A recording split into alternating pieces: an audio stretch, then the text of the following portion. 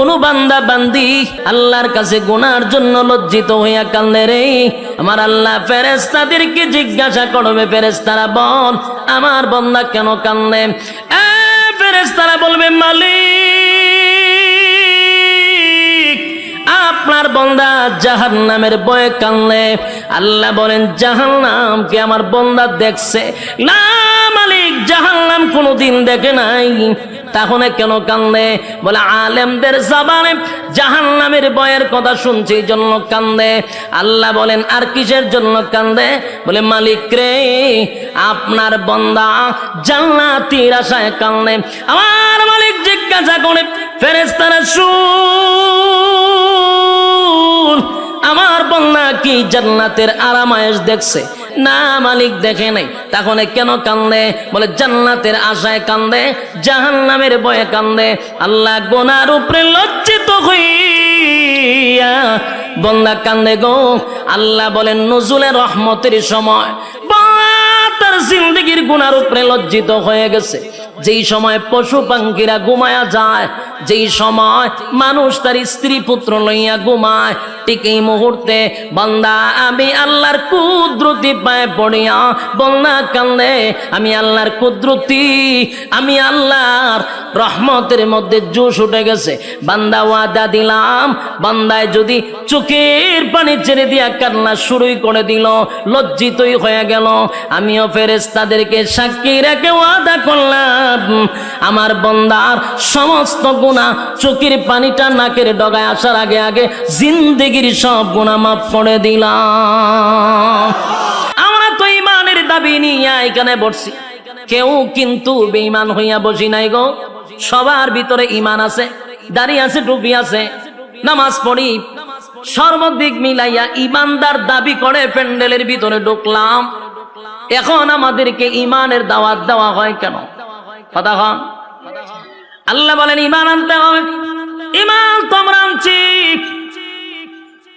কারণ আমরা ঈমানদার দাবি করি বসছি, কিন্তু এরপরও আমাদের কাছে ঈমান মাপার কোনো থার্মোমিটার নেই। না আছে? ঈমান মাপার থার্মোমিটার যদি থাকতো আর এটা দিয়া যদি মাপ দেওয়া হতো, তাহলে দেখতেন বক্তা শ্রোতা উভয়ের ঈমানের কোটা জিরোতে দেখা দিত। কথা কয় না?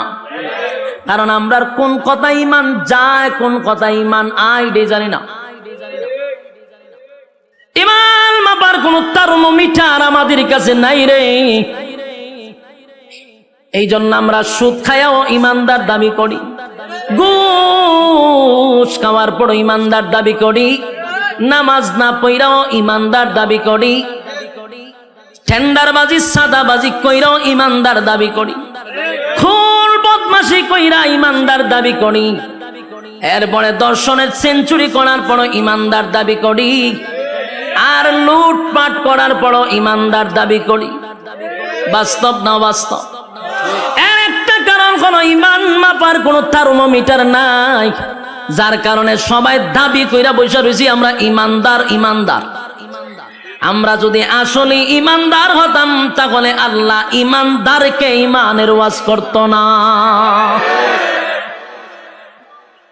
যুবক ভাই, ঈমান এমন একটা বড় নিয়ামত, ঈমান সবচেয়ে বড় নিয়ামত।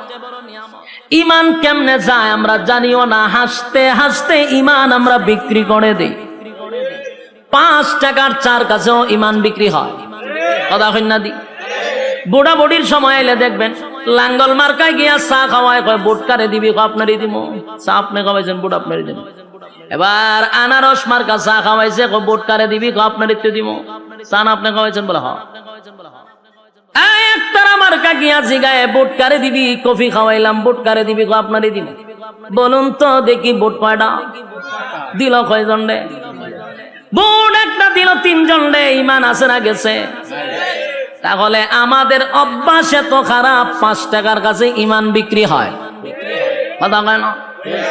আবার অনেক মানুষ ফার্মেসিতে কদিন আগে আমি গেলাম, দেখি এক বেচারা ডাক্তার রে কইতেছে কালকে ওষুধটা না খাইলে মরি গেছিলাম বুকের ব্যথা। তার মানে ওষুধে তারে বাঁচাইছে। এই কথাটাও সাংঘাতিক, আমরা কিন্তু এগুলা বলি। এই কথার দ্বারা ঈমান চলে যাওয়ার সম্ভাবনা আছে না নাই? ওষুধ আমাকে বাঁচাইতে পারে না। আবার অনেকে বলে আমার সন্তানটা যদি বিদেশে না থাকতো না খাইয়া মরতাম। হয়নি? কোন কথায় ঈমান যায় আমরা জানি না। যুবক ভাই, আমাদের ঈমান দে আমাদের কাছে থাকে না, এটা আল্লাহ বালা কইরা জানে, কথা কয় না। আমাদেরকে আল্লাহ বলেন বান্দারে আ জায়গায় বে জায়গায় মাথা টেকাইলো কিন্তু ঈমান যায়, কথা কই না দি। মাথা খার জন্য, কপাল খার জন্য বানাইছে। রব্বে কারীম বলেন কপাল আমি বানাইছি বান্দা আমার জন্য, একমাত্র মাথা নত করবি আমি আল্লাহর কাছে। আল্লাহ ছাড়া কোথাও যদি মাথা নত করো ঈমান থাকবো নি। আ জায়গায় বে জায়গায় মাথা টেকাইলে চলবো নি। মাজারে দরগায় বাবার পায়ে অমুকের পায়ে তমুকের পায়ে মাথা টেকানো যাইব, ঈমান থাকবো নি। তাহলে আমাদের ঈমান ঠিক এইভাবেই চলে যায়। এরপর আমরা দাবি করি ঈমানদার, কথা কয় না। ঈমানের দাবি নিয়া ঈমানদার, ঈমানের দাবি নিয়া বসে আছি, কিন্তু সকাল বিকাল ঈমান চলে যায় আমরা বলতে পারি না। আর ঈমান এত দামি,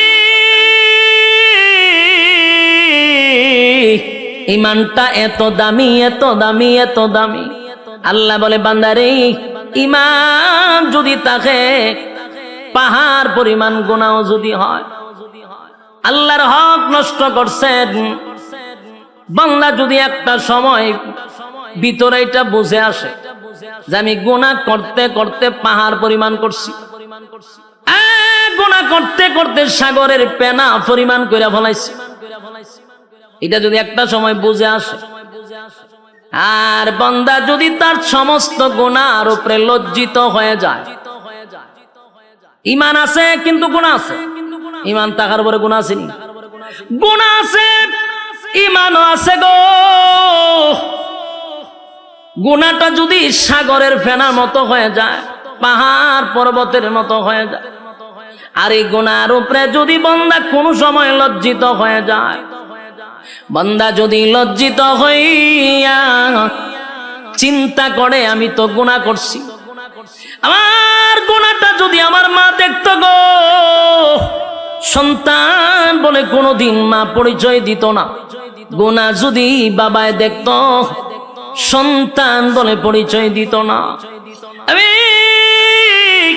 যে গুনাহটা করছি আমার স্ত্রী দেখলে কোনোদিন স্বামী বলে স্বীকার করত না।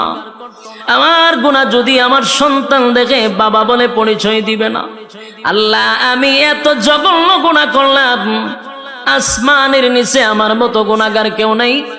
আল্লাহর দরবারে যদি নুজুলে রহমতের সময় কোনো বান্দা বান্দি আল্লাহর কাছে লজ্জিত হয়, গুনার উপরে লজ্জিত হইয়া চোখের পানিগুলো ছেড়ে দিয়া অতীতের গুনার উপরে লজ্জিত হয়, ভবিষ্যতে এমন গুনাহ করবে না এমন যদি প্রতিজ্ঞা করে, আর নজুলে রহমতের সময় বান্দা যদি আল্লাহর কাছে গুনার জন্য লজ্জিত হইয়া কান্দে রে, আমার আল্লাহ ফেরেশতাদেরকে জিজ্ঞাসা করবে, ফেরেশতারা বল আমার বান্দা কেন কান্দে? ফেরেশতারা বলবে মালিক আপনার বান্দা জাহান্নামের ভয়ে কান্দে।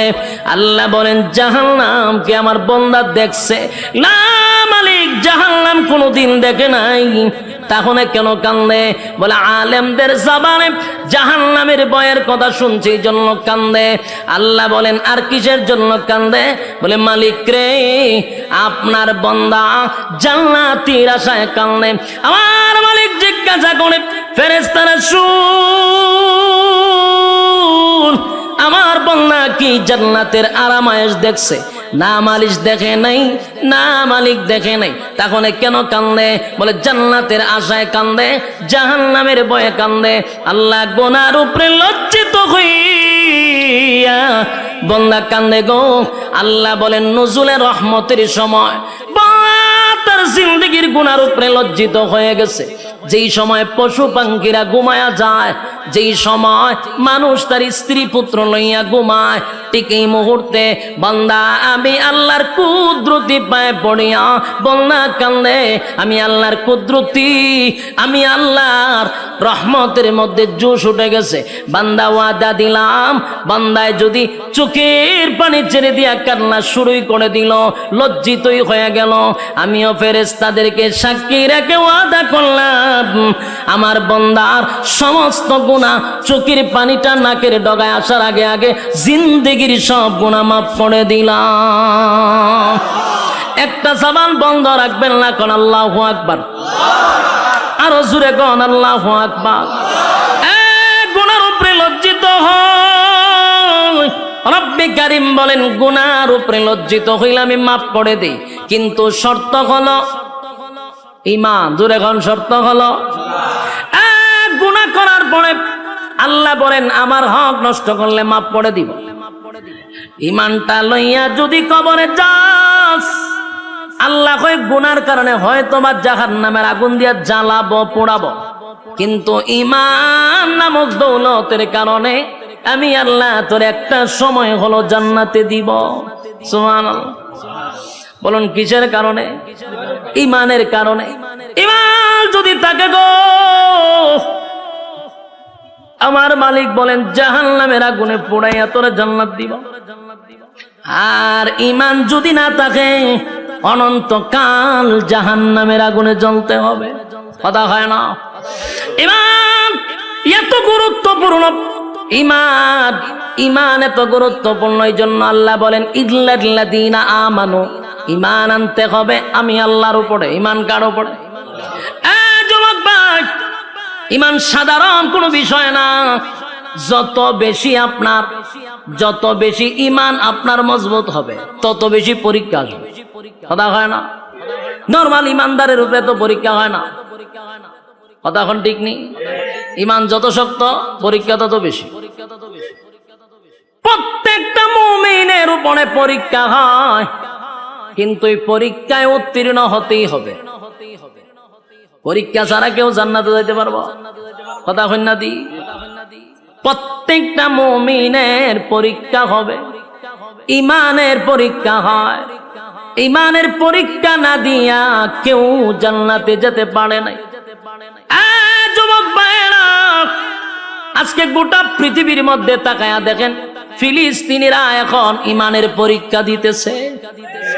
কথা হয় না? ঈমানের পরীক্ষা ফিলিস্তিনরা দিতেছে। আমরা বৈশা বৈশা শুধু নিন্দা জানাবো না, আমাদের জন্য পরীক্ষা শুরু হয়েছে। কথা কই না দি?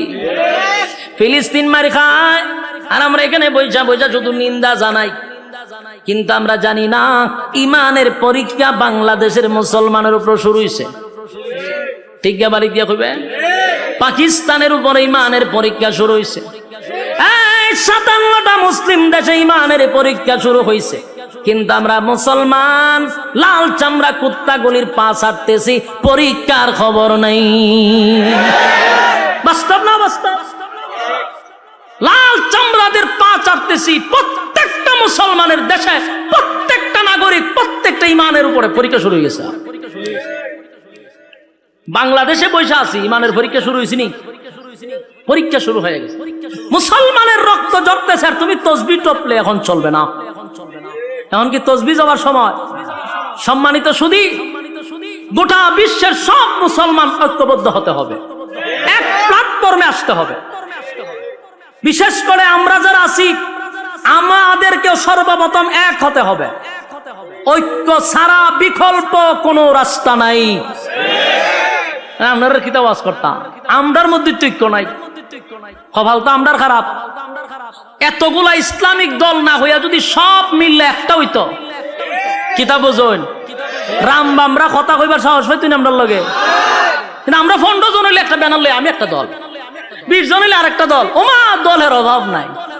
এত দল বাংলাদেশ, সব দল ভেঙ্গে একজনের নেতৃত্বে যদি আমরা যেইভাবে আহমদ শফী সাহেবের নেতৃত্বে সবাই এগিয়ে চলছিল, এইভাবে যদি আবার এক হতে পারি, আল্লাহর কসম এই দেশে ইসলামের পতাকা উড়বে ইনশাআল্লাহ। ঐক্য ছাড়া সম্ভব না। কিন্তু এখন আমরা ঐক্যই না ফাটল সৃষ্টি করব।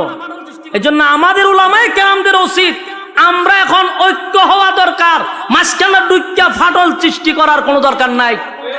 আমরা কিন্তু অনেকে আছে ফাটল সৃষ্টি করা শুরু করছে, আমরা সেই ঐক্য হইতে মাঝখানটা দেয় ফাটল সৃষ্টি কইরা না। যতদিন না পর্যন্ত ঐক্য না হব আল্লাহর কসম মায়ের খাইতেই থাকবো, মায়ের খাইতে থাকবো 100%।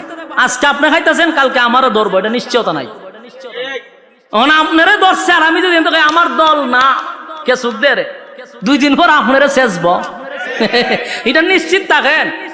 আর অলরেডি বাংলাদেশে কিছু প্রমাণও আমরা পাইছি, কথা হয় না দি। একজনে মারলে আরেকজন হাতে তালি দেয়, হেরও ধরছে, যে তালি দেয় হেরই ধরে, তবে একটু সময় নিয়ে ধরে, বাস্তব না বাস্তব। তাহলে একজন আরেকজনেরটা দিকে টিটকারি মস্করি না করে সবাই আমার ভাই, আমার মুসলমান মুসলমান, আমরা ভাই ভাই, আমাদের এক ছাড়া বিকল্প কোনো রাস্তা নাই। আর আমাদেরকে ফাটল ধরানোর জন্য আমাদের মাঝখানেও কিছু লোক তারা রেডি করে রাখে ফাটল করবার লাগে। বলুন ঐক্য ছাড়া বিকল্প কোনো রাস্তা আছে? গোটা বিশ্বের সব মুসলমানরা যদি আজকে হুঙ্কার দিত, ইসরায়েলি পারত ফিলিস্তিনের উপরে হামলা করত, কিচ্ছু লাগে না। আমাদের যতটুকু স্টাডি আছে, এতটুকু গবেষণা করে আমরা যতটুকু বুঝতে পারছি, সবচেয়ে বেশি সম্পদ হলো মুসলমানের হাতে। এর মধ্যে সবচেয়ে বড় সম্পদ হলো তেল। তেলের উপরে সম্পদ আছে না? আল্লাহর কসম, যদি এখন আরব দেশগুলি বলে যে আমরা তেল দেওয়া বন্ধ করে দিব, সব লাল চামড়া কুত্তাগুলি দৌড়ের উপরে থাকবো, শুধু তেল বন্ধ করে দিলে। এই সম্পদ আল্লাহ মুসলমানকে দিছে। কিন্তু দেখেন না, মুসলমান এত বড় সম্পদ পায়, এরা ফাও ছাড়তেছে, লাভ হইব কি? পা ছাড়তেছে তারা। খালি মুসলমান একটা হুঙ্কার দিলে আজকে প্রতিদিন সকালে লাশের মিছিল দেখতে হয় না। এর একটা কারণ হলো আমাদের মধ্যে ঐক্যই নাই, ঐক্য নাই। সাবধান, ঐক্য চাই যে কোনো দলের হোক। আমরা ঐক্যের জন্য কোন তরিকা দেখব না ইনশাআল্লাহ। তরিকা থাকতে পারে, ভিন্ন তরিকা একজন থাকতে পারে, তার তার তরিকা মতো চলতে দেন, কিন্তু মুসলমান হিসেবে আমরা এক প্ল্যাটফর্মে আসতে হবে, এছাড়া বিকল্প রাস্তা নাই। তো যুবক ভাই, আমি জানি আমার কথাগুলি আপনাদের কাছে বেশি মজা লাগবে না, কথাটা সবার কাছে যে পছন্দ এমনও না। কারণ আমরা যেহেতু ফাউন্ডেশন লই একটা ব্যানার লয়ে দৌড় মারি, তো সুতরাং আমার এই কথাগুলি আপনাদের কাছে যে পছন্দ হবে এটা আমিও জানি পছন্দ হবে না। কারণ আমরা 20 জন হইলে এখন আমি চিন্তা করলাম আমার সভাপতি বানাও, আমার নেতা বানাও। এই নেতাগিরি বাপ যতদিন না ছুটবে ততদিন এই বাংলাদেশে ইসলামিক আইন কায়ন কোনোটাই কায়েম হবে না। যতই স্বপ্ন দেখেন ইসলামী হুকুমত কায়েম হবে, কখনো সম্ভব না। কারণ আমার ভিতরে নেতাগিরির বাপ আছে। আমি ফাউন্ডেশন লয়ে সভাপতি হইতাম চাই, ফাউন্ডেশন লয়ে আমি প্রধান অতিথি হইতাম চাই, কেমন হইব? যুবক ভাইরা আমার, আল্লাহ বলেন 1 নাম্বার কর্মসূচি হলো ইমান, ইমান, ইমান। আর অলরেডি ইমানের পরীক্ষা কিন্তু শুরু হয়ে গেছে। আমরা প্রত্যেকেই ইমানের পরীক্ষা দিতে হবে। সাহাবায়ে কেরাম জান্নাতীর সার্টিফিকেট পাইছে কিন্তু ইমানের পরীক্ষা দিয়া। কতক্ষণ পরীক্ষা ছাড়া সার্টিফিকেট পাইছে? সাউন্ড একটু তুইলা দেন না, দিদি সাউন্ড ঢুকে যায় আওয়াজটা। আমি বলুন, সাহাবায়ে কেরাম যারা জান্নাতে গেছে কি ইমানের পরীক্ষা না দিয়ে গেছে, না পরীক্ষা দিয়ে গেছে? প্রত্যেকটা সাহাবী ইমানের পরীক্ষা উত্তীর্ণ হয়েছে। সুবহান। যুবক ভাই, আমার উপরে তোমার উপর ইমানের পরীক্ষা হবে। ইমানের পরীক্ষা আসলে আমরা অটল থাকবো, ঠিক কিনা বলেন? ইমানের প্রতি আমরা অটল থাকবো, জীবন দিব কিন্তু ইমান দিব না। রাজি আছি? জীবন দিব, ইমান দিব না। মা এবং সন্তানকে দুজনকে গাছে বাইন্দা মারছে। মা সন্তানরে বলে, বাবা রে, আরো যদি নির্যাতনের মাত্রা বাড়ায়া দেয়, সাবধান, জীবন যদি চলে যায়, যাক, ইমান দিবি না। ইসলামের প্রথম যিনি মহিলাদের মধ্যে শহীদ হলো সুমাইয়া রাদিয়াল্লাহু তাআলা আনহা। গাছের সঙ্গে বাইদা সন্তানের সামনে নির্যাতন করছে, কিন্তু সন্তানকে নসিহত করে, বাবা রে, জীবন যদি চলে যায় চলে যাবে, কিন্তু ইমান দেওয়া যাবে না। ইমান দেয় না, কারণ জীবন চলে গেলে জান্নাতের ভিতরে আমার আল্লাহ জীবন দিবে গো, কিন্তু ইমান চলে গেলে আর কোনদিন ইমান পাওয়া যাবে না। যুবক ভাইরা, ইমানের পরীক্ষার যুগের পর যুগ যারা ঈমান আনছে তাদের উপরে পরীক্ষা আসছে। শুধু আমাদের নবীর সাহাবায়ে কেরামদের যুগে নয়, এর আগেও যারা ঈমান আনছে তাদের উপর পরীক্ষা হয়েছে। কথা কয় না? এক ঈমানের পরীক্ষা আসছে। আল্লাহ রাব্বুল আলামিন রাসূলকে জানায়া দেয়, নবী গো, আপনার আগেও যারা ঈমান আনছে তাদের উপর পরীক্ষা আসছে। একবার পয়গম্বর বসা সাহাবায়ে কেরামরা নবীর কাছে এসে বলেন, নবী গো, আল্লাহর কাছে একটু বলেন না, আমরা আর সহ্য করতে পারি না গো নবী। যেই পরিমাণ নির্যাতনের স্টিম রোলার, আল্লাহর কাছে বলেন আমাদেরকে যেন সাহায্য করে। ওই গ্রামের একটা সালিশ পর্যন্ত প্রভাব ঢুকে গেছে। সব জায়গা খালি গরম, সব জায়গা কি খালি গরম আর গরম। গরমের টেলায় মানুষ ডরাইয়া হক কথাই কয় না। গ্রামের একটা সালিশ দরবারে কিছু সর্দাররা বিচার করবো, এখানেও পাওয়ার দেখানো হয়। তাই পাশের মানুষগুলা তাদের ব্যাপারে হক কথাটা বলতে চায় না, আর তাদের হক কথা না বলার কারণে নির্দোষ মানুষগুলি দোষী সাব্যস্ত হয়ে শেষ পর্যন্ত কারাগারে যেতে বাধ্য হয়। একটা মাত্র কারণ, 3 নাম্বার কর্মসূচি না পালন করার কারণে। বাস্তব না বাস্তব? বেচারা 5 ওয়াক্ত নামাজ পড়ে, মাথায় একটা কালো দাগ আছে, তসবিহ একটা আতো আছে, মসজিদ থেকে বাইরিয়া বাসা পর্যন্ত যাইব, পাশে ডুল বাজনা হইতেছে, ডান্স তো পাগলো ডান্সের গানের আওয়াজ হইতেছে, বেচারা তসবিহ পড়ে আর সুবহানাল্লাহ সুবহানাল্লাহ, সি সি সি সি আমরা কেডা করতেছে, এটা কার ছেলে এরকম গান বাজনা বাজায়? তখন কয় চাচা এটা তো সগীর আলীর ফুলা, বড় খারাপ সুবহানাল্লাহ সুবহানাল্লাহ সুবহান। তাই তসবিহ আছে, তাই কি আছে তসবিহ, আর এদিকে নিন্দা জানাইতেছে, হে বালইলনের ফুলা বালইব কেমনে, সুবহানাল্লাহ সুবহানাল্লাহ সুবহানাল্লাহ। মসজিদের ভাষায় এরকম ডুল বাজনা বাজানো ঠিক নেই, সুবহানাল্লাহ সুবহানাল্লাহ সুবহানাল্লাহ সুবহানাল্লাহ। এই খামরা যে হলো ঠিক হইছে নি, সুবহানাল্লাহ সুবহানাল্লাহ। এ মানুষ হইতো না, সুবহানাল্লাহ সুবহানাল্লাহ। এগুলা কইতে কইতে বেচারা গিয়ে দোকানও বসছে, কই বসে দোকানও বে সুবহানাল্লাহ তসবিহ তো আছে, সুবহানাল্লাহ সুবহানাল্লাহ করে এক কাপ চা দে, সুবহানাল্লাহ সুবহানাল্লাহ। দেখছত নি ডুল বাজনা কেমনে বাজায়, সুবহানাল্লাহ সুবহানাল্লাহ। এদিকে তাকাইছ না, সুবহানাল্লাহ, টিভিটা ছাড়ছেন, সুবহানাল্লাহ সুবহানাল্লাহ সুবহানাল্লাহ। ফিলিস্তিন আর ইসরায়েলের যুদ্ধ চলতেছে, টিভিটা বালা করে সারা, সুবহানাল্লাহ সুবহানাল্লাহ। বেচা কিনি হয় না তোর দোকান, সুবহানাল্লাহ সুবহানাল্লাহ সুবহানাল্লাহ সুবহানাল্লাহ। বাকিটা কি দিস না, সুবহানাল্লাহ সুবহানাল্লাহ। আর সগীর আলীরে বুলো বাকি দিস না, সুবহানাল্লাহ সুবহানাল্লাহ। এর ফুলাটা মানুষ হইছে না, এও মানুষ হইছে না, সুবহানাল্লাহ সুবহানাল্লাহ। 100 কত হইছে? ওই তো তসবির মাথা একটা আছে, এখানে একটা সুমা দেয় 100, কিন্তু 100-র ভিতরে যে খাম কু খাম, দিনের খাম রাত্রে খাম সব ঢুকাইছে। এরকম মুসল্লি আপনারা চোখের সামনে পড়ছিনি? হ্যাঁ, মামা কত লম্বা তসবিহ লইয়া হাতে মসজিদের বাড়িয়ে দৌড়াদৌড়ি করে, কিন্তু তার সামনে আখাম কুখাম হইতেছে সেপ পালাইয়া দেয়, সেপ পালাইয়া। এগুলো আমরা নিন্দা জানাই, কইয়া মসজিদও যায় বাড়িতেও যায়। বলুন হক কথা কি খালি হুজুররারই না এই তসবিহওয়ালারও? আল্লাহ হয় 3 নাম্বার কর্মসূচি মানছত না তো জাহান্নামে ইচ্ছা মতো সাইজ করা হবে। বলুন 3 নাম্বার কর্মসূচি কি মানলো? কোথাও হক কথা নাই, সমাজের বিচারও নাই, প্রতিনিয়ত তালাক হইতেছে, স্বামী স্ত্রী ঝগড়া লাগতেছে আর তালাক 14 গোষ্ঠী দিতেছে। উনি তালাকের বিচার করবো কে? ইমাম, ঠিক না? এই তালাকের বিচার করে গ্রামের সালিশ দরবার যে করে কিছু সুৎকুর আর ঘুষকুর লম্পট বদমাশগুলি বসে তালাকের বিচার করত। তো বিচার করতে গিয়ে কি কয় জানেননি? কয়টা যাক যা ডইবার হয়ে গেছে গা, রাগ কইরা কইছে কি তা হইতো না, এটা গুসা কইরা তালাক দিছে, এটা কোনো অসুবিধা নাই, বাচ্চা কাচ্চা আছে, অন যাইবো কই, আচ্ছা এটা একটা মিলাই দাও। কথা বুঝতেছে? কত বড় লম্পট! আল্লাহ যেখানে নিষেধ করছে আল্লাহরে আবার ঠিক করে মিলাইয়া দেয়। তালাক দিয়ে দিছে রাগ কইরা, কি কইরা? তালাক কি মানে হাসতে হাসতে দেয়, হাসতে হাসতে বলে তোমার ছেড়ে দিছি, এই কথা কয়নি। তালাকটা কেমনে দেয়? রাগ করি তো দেয়, হেরা বিচার করে রাগ করে দিলাইছে। যে বলুন তো দেখি, পিস্তল আমার হাতে, আমি যদি কেউ হাসতে হাসতে গুলি করি মরবনি? রাগ করে গুলি করলে দুটোতে মরতেছে, হাসা দিলেও মরে, গুসা কইরা যদি গুলি করি তাও মরে। তালাক হাসতে হাসতে দিল তালাক হয়, কাঁদতে কাঁদতে তালাক দিলে হয়, রাগ কইরা দিলে হয়। কিন্তু লম্পটরা বিচার করে বাচ্চা কাচ্চা হয়ে গেছে, বাচ্চা যাক এটা একটা মিলাই দিলাই দিলাম। বিচার করার কথা ছিল কে? বিচার করলো কে? সমাজের বাস্তবতা এরকম বর্তমানে আছে না নাই? এর একটা দোষ হলো আমরা দলে দলে ভাগ হইতেছি, বাস আমরার যে দায়িত্ব ছিল এটি আমরা জানি না। আমরা দায়িত্ব হন আমরা বুঝছি মসজিদ ইমামতি করো, আর দাওয়াত টোয়াত খামু, কেউ মরলে 40 পড়ামু, আর খতম টতম আইব সুবহানাল্লাহ সুবহানাল্লাহ পড়মু, বাস 100 টাকা দিব আমরা পড়ব।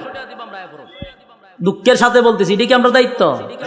ইমাম শব্দের অর্থ হইল নেতা। ইমাম শব্দের অর্থ কি? যিনি মসজিদের ইমাম আর খতিব।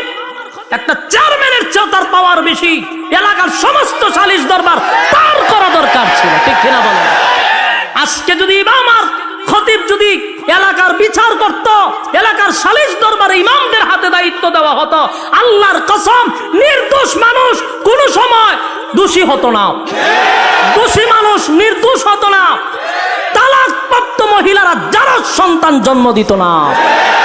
আফসোসের বিষয় হলো ইমামদেরকে বুঝাইছে তোমরা হুজুর গরম ভাত খাইবা আর 500 টাকা তোমরা দিমু, ইমামতিও তোমরা দায়িত্ব কেন, বিচার আসার আমরা তো ছেড়ে দেন। কি বাটপারি শুরু করছে। সর্দার গুলার বিচার গুলো আমি বহুত দেখছি, তার 10টায় বিচার করতো, এই গুড়ায় 8টা এক, কিন্তু বিচারে গিয়া পাট পাট হয়। আগেই পরামর্শ করে, আমি এমনি কমু, তুই এমনি কবি, তুই আর আমি লেগে যাবো ঝগড়া, বিচার আবার 1 সপ্তাহ পরে ফেলাম। আমি নিজে উপস্থিত ছিলাম এর এই মিটিং এর মধ্যে, আমি তো তার সাথে চলি। এই গ্রুপটা যখন এইসব আলাপ করতেছে, আমি দাঁড়ে বোয়া করে আমি বললাম, আমি বুঝি করে হুজুর আপনি তো বুঝতেন না, আমি সব বনাস, এটা আমার ওয়াজ না হওয়া পর্যন্ত আমি ঠান্ডা হইতাম না, সারা দেশের মানুষের উনাই দিব আমি। হেরা বইয়া নিয়ত করতেছে, আমরা যখন করে 1 সপ্তাহ ধরে তো বিচার হইতেছে না, কিতা করান তো খাল খাতে আমি শেষ করে ইসলাম, তুই তো মাঝখানে বাধা দিলি, কয়ে বেটা আজকেও বিচার হইতো না, আমি কম এমনে, তুই কবি এমনে, তুই কবি এমনে, বাস লাগে তোমার চকা, আবার 1 সপ্তাহ পরে। এর লাভটা কি জানেননি? প্রত্যেক বিচারের ডেটে একটা করে বেনসনের প্যাকেট 1000 টাকা করে পকেট, বিচারের আগে ভাউটি পায়। এই হচ্ছে সালিশ দরবারের অবস্থা। সত্য না মিথ্যা?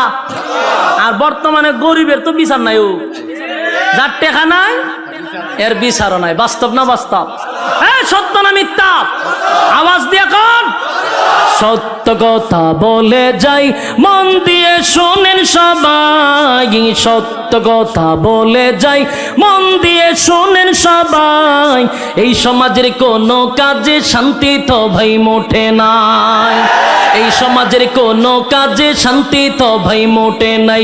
সত্য কথা বলে যাই, মন দিয়ে শোনেন সবাই, এই সমাজের কোনো কাজে শান্তি তো ভাই মোটে নাই, এই সমাজের কোনো কাজে শান্তি তো ভাই মোটে নাই। অফিস আদালতে বাইরে ঘুষ বিনা চলে না কাম, ঘুষ পাইলে সব সারেরা বলে না সে নয়েল কাম। বাস্তব না বাস্তব? অফিস আদালতে বাইরে ঘুষ বিনা চলে না কাম, ঘুষ পাইলে সব সারেরা বলে না সে নয়েল কাম। ঘুষ না দিলে আদালতে, বাস্তব না বাস্তব? ঘুষ না দিলে আদালতে মেলে না গরিবের ঠাই, এই সমাজের আদালতে গরিব দুঃখীর বিচার না। বাস্তব না বাস্তব? দেখা নাই বিচার নাই, কথা হয় না দি? দেখা নাই বিচার, দাঁড়ে দাঁড়ে ঘুরতেছে, কোর্টের বারান্দায় বারান্দায় ঘুরতেছে, টাকা নাই বিচার নাই। আর টাকা আছে, ওয়েলকাম, প্লিজ সিট ডাউন। কি লাগবে, গরম না ঠান্ডা? ওই যে টাকা আছে, স্যারে ডাক দেন, বসেন, কি খাইবেন স্যার? গরম না ঠান্ডা দিতাম। আরেকবার দুয়ারের ভাগা ভাগে ঘুরতেছে, দরজার কিনারায় কিনারায়, বিচার নাই। আর হেরে কয় বসেন, গরম না ঠান্ডা। বাস্তব না বাস্তব? অফিস আদালতে বাইরে ঘুষ বিনা চলে না কাম, ঘুষ পাইলে সব সারেরা বলে না সে নয়েল কাম। ঘুষ না দিলে আদালতে বাইরে, ঘুষ না দিলে আদালতে মেলে না গরিবের ঠাই, এই সমাজের আদালতে গরিব দুঃখীর বিচার নাই, এই সমাজের আদালতে গরিব দুঃখীর বিচার নাই। সত্য কথা বলে যাই, মন দিয়ে শুনেন সবাই, সত্য কথা বলে যাই, মন দিয়ে শুনেন সবাই, এই সমাজের আদালতে গরিব দুঃখীর বিচার নাই। কথা হয় না? নামদারি কত থেকে মুসলমান নামাজ রোজা ছাড়িয়া, খাজা বাবার নামে গান গায় ঢোল তবলা বাজাইয়া। নামদারি কত থেকে মুসলমান নামাজ রোজা ছাড়িয়া, খাজা বাবার নামে গান গায় ঢোল তবলা বাজাইয়া। আরে গঞ্জার কুলকে টান মারিয়া, আবার গাঞ্জার কুলকে টান মারিয়া খাজা বাবার শান দেখায়, কেউ ভাই আবার নবী দাবি করে ইমানটা হারায়, কেউ ভাই আবার নবী দাবি করে ইমানটা হারায়। সত্য কথা বলে যাই, মন দিয়ে শুনেন সবাই, এই সমাজের কোনো কাজে শান্তি তো ভাই মোটে না। বাস্তব না বাস্তব? হক কথা বলতে হবে। রব্বে কারিম বলেন 3 নাম্বার হলো হক কথা। কর্মসূচি যদি মানুষ, প্রত্যেকটা মানুষের উপরে দায়িত্ব হলো হক কথা বলতে হবে। হক কথা বলতে গিয়া ইমামের ইমাম নাও থাকতে পারে, খতিবগিরি নাও থাকতে পারে, বক্তাগিরি নাও থাকতে পারে, সালিশ দরবারে সর্দারি নাও থাকতে পারে, কিন্তু আল্লাহ বলছেন 3 নাম্বার কর্মসূচি হলো ইমাম।